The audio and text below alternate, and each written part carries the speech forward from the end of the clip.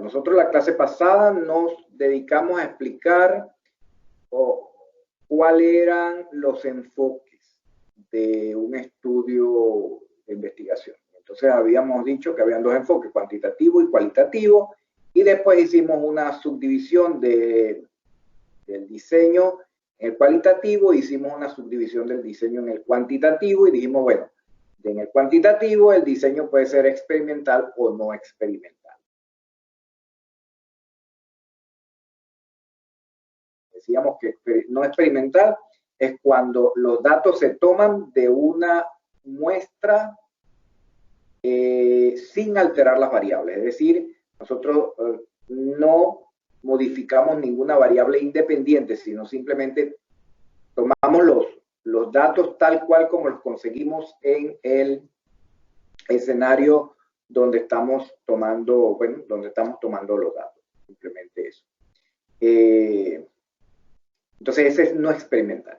¿Y por qué no experimental? Porque ¿por qué me voy a dedicar a esto en este momento? Porque ustedes en la actividad que viene van a tener que diseñar una encuesta y esa encuesta la van a aplicar y entonces ese diseño que utiliza una encuesta es de tipo no experimental.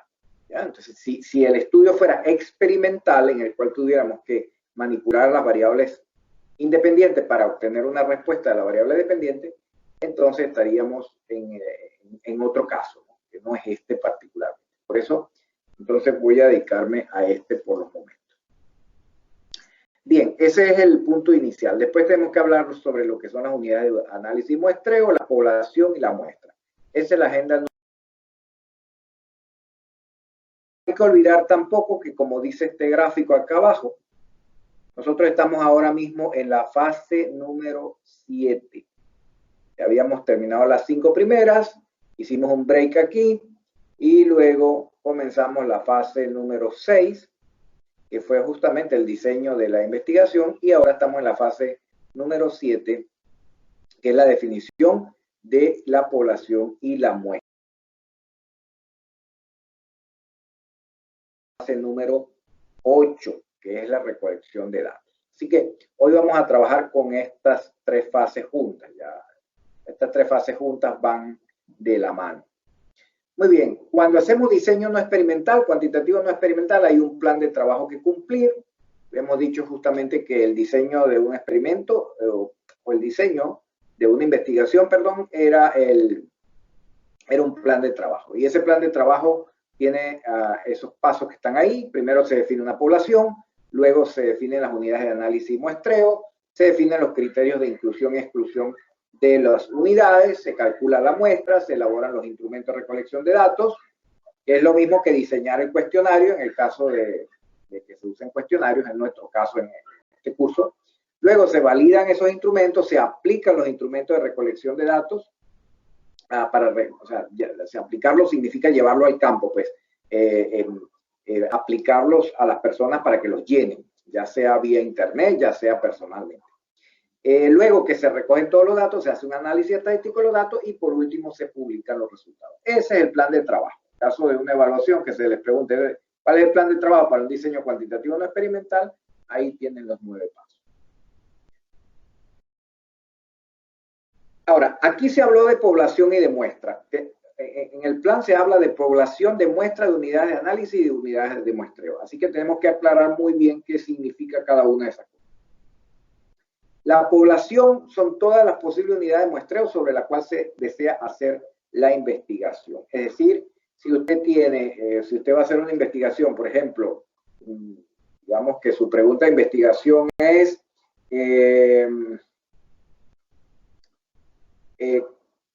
¿cómo afecta, digamos así, en qué medida afecta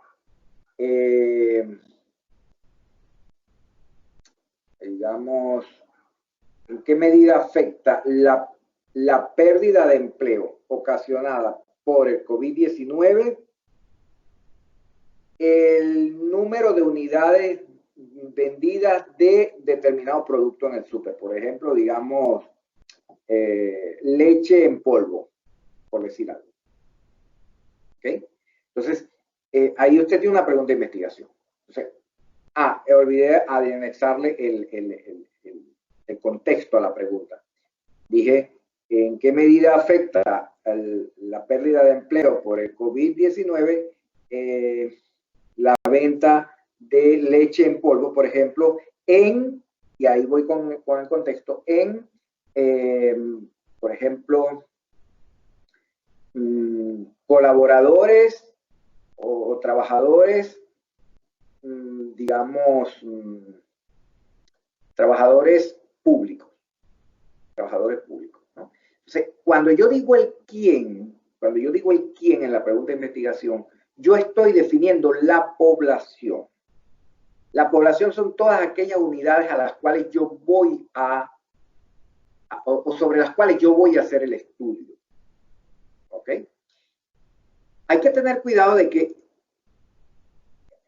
no es lo mismo la población que la muestra. Ahí dice todas las posibles unidades de muestreo. Es decir, si yo en el quién de la pregunta de investigación digo que son los empleados públicos, los trabajadores del área pública, cuando yo voy a hacer la solicitud de datos, cuando yo voy a levantar los datos, yo no voy a hacerle el cuestionario a todos los empleados públicos, sino a una muestra de ellos. Y ya vamos a ver lo que se define como una muestra, pero más o menos ya para dar la idea, ¿no? O sea, la población es todo el conjunto, así nosotros no vayamos a hacerle el levantamiento de datos a cada uno de esos elementos de la muestra, esa unidad de la muestra. Entonces nosotros definimos la población como el conjunto de todo ello.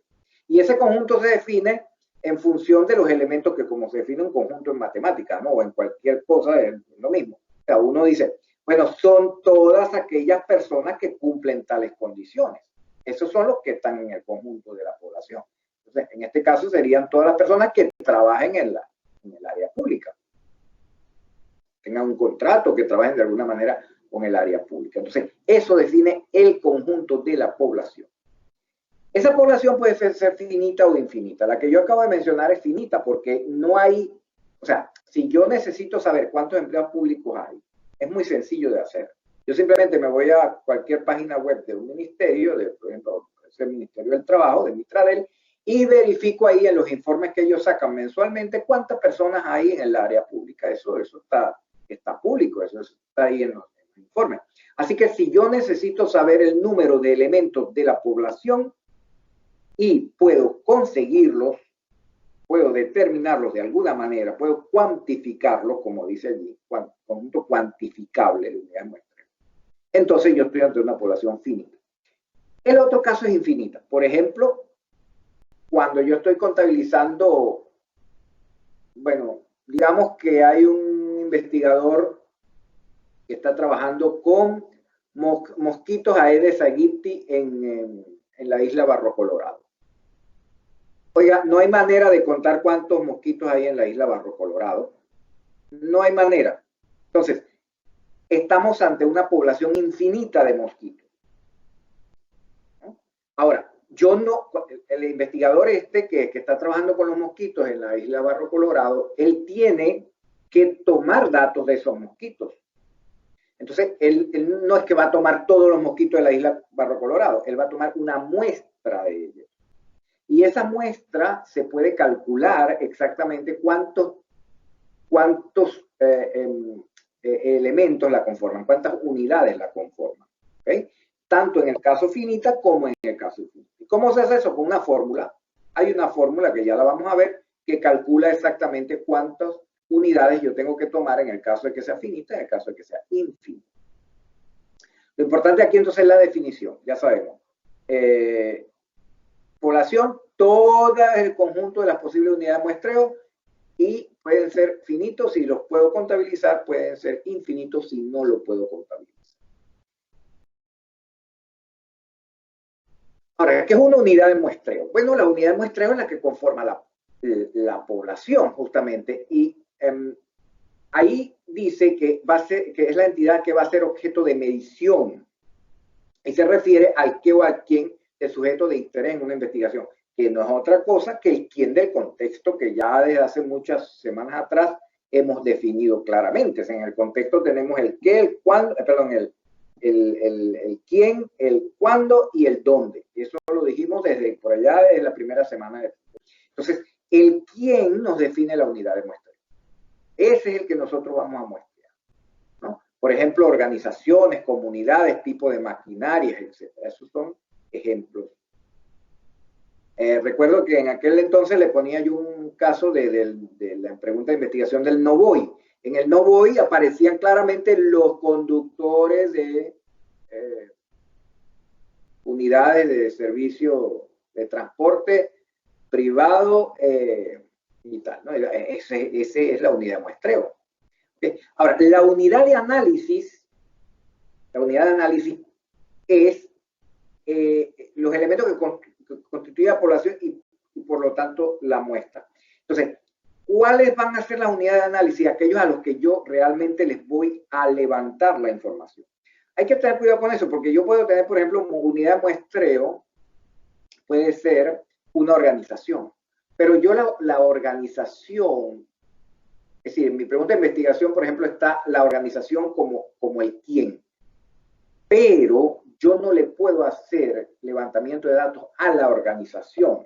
Yo se lo tengo que hacer, por ejemplo, a los trabajadores o al CIO o a quien sea en la organización. Esa es la unidad de análisis. O sea, la unidad de análisis es la que con la que yo finalmente voy a trabajar, con la que yo finalmente voy a levantarle los datos.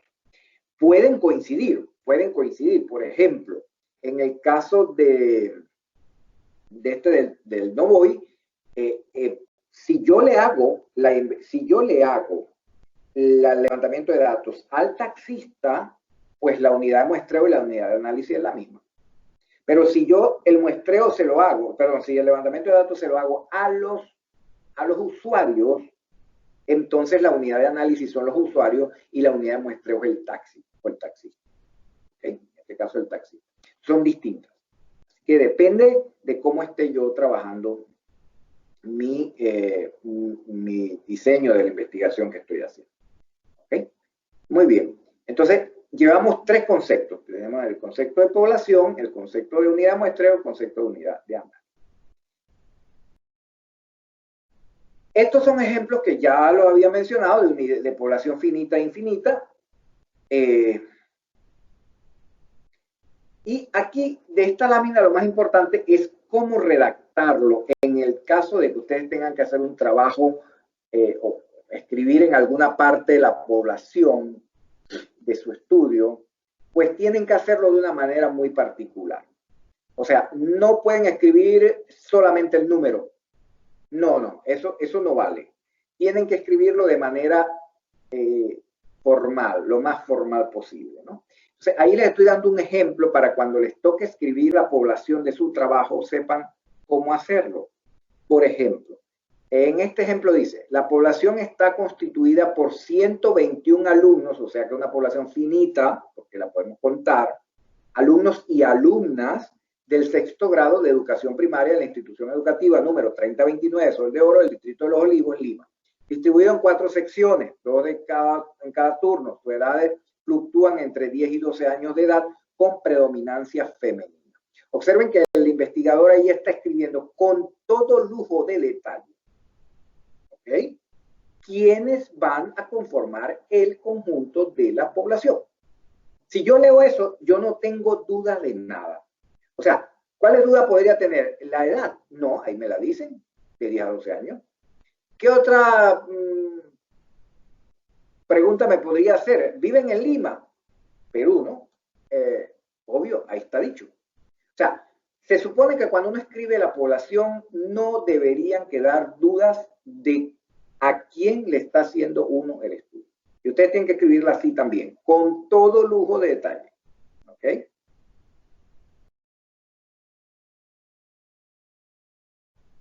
Muy bien. Cuando se selecciona una población, uno siempre piensa en estas preguntas que están ahí, ¿no? ¿A quién vamos a estudiar? Que es el quién de la pregunta de investigación. ¿Cuántos individuos necesitaremos? Que es la cuantificación en caso de que sea finita. ¿Cómo obtendremos la muestra? ¿Ok? y donde incluimos a cada individuo en la muestra. Entonces son preguntas que uno siempre se formula y trata de responder cuando hace su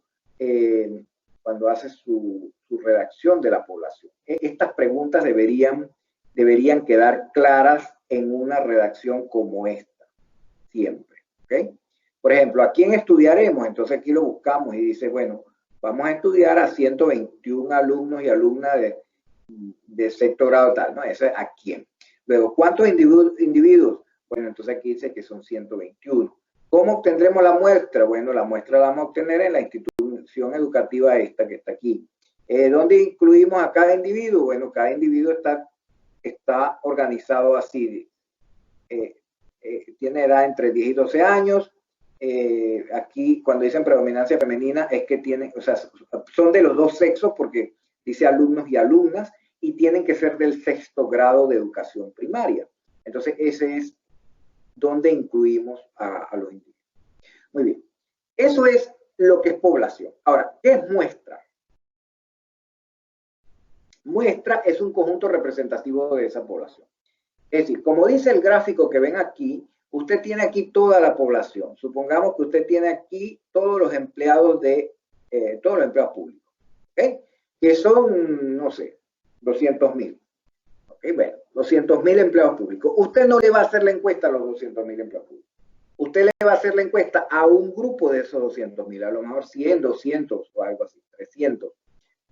Entonces, te dice, bueno, pero si yo le hago la encuesta solamente a un grupo de ellos, a la muestra, ¿cómo sé que el resto comparte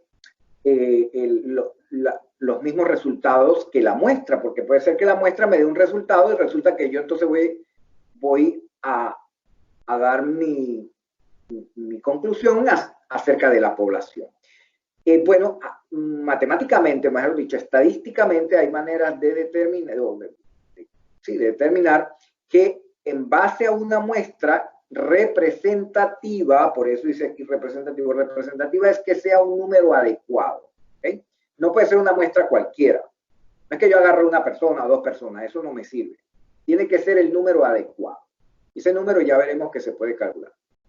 Entonces, si yo agarro esa muestra representativa, los resultados de esa muestra se van a acercar muchísimo a los resultados de la población completa.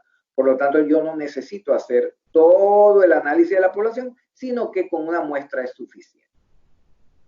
¿Okay? Entonces, se escoge según unos criterios de inclusión y exclusión basados en la característica de la población. Eso está dicho aquí.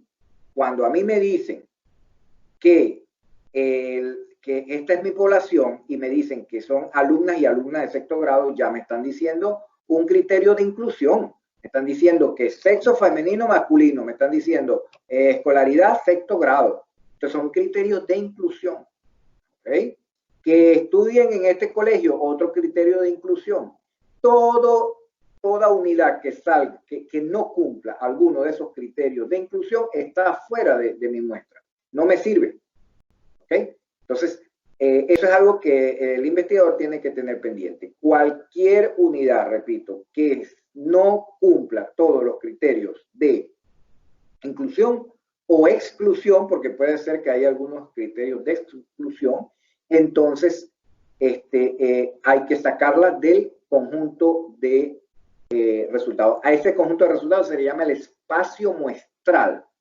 Espacio muestral.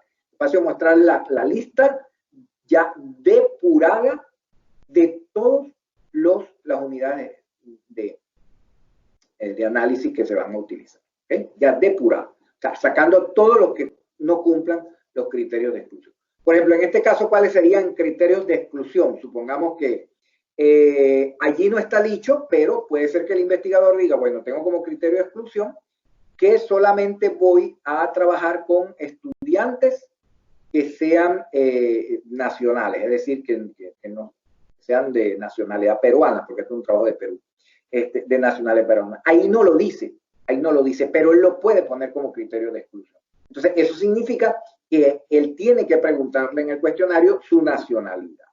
Y si dice que su nacionalidad no es peruana, él lo tiene que sacar del espacio muestral, porque no pertenece al espacio muestral. ¿Sí? Entonces, muy importante esto de la muestra porque ustedes van a trabajar con una muestra y van a tener que calcular el tamaño de esa muestra para escoger las unidades que van a encuestar. Muy bien.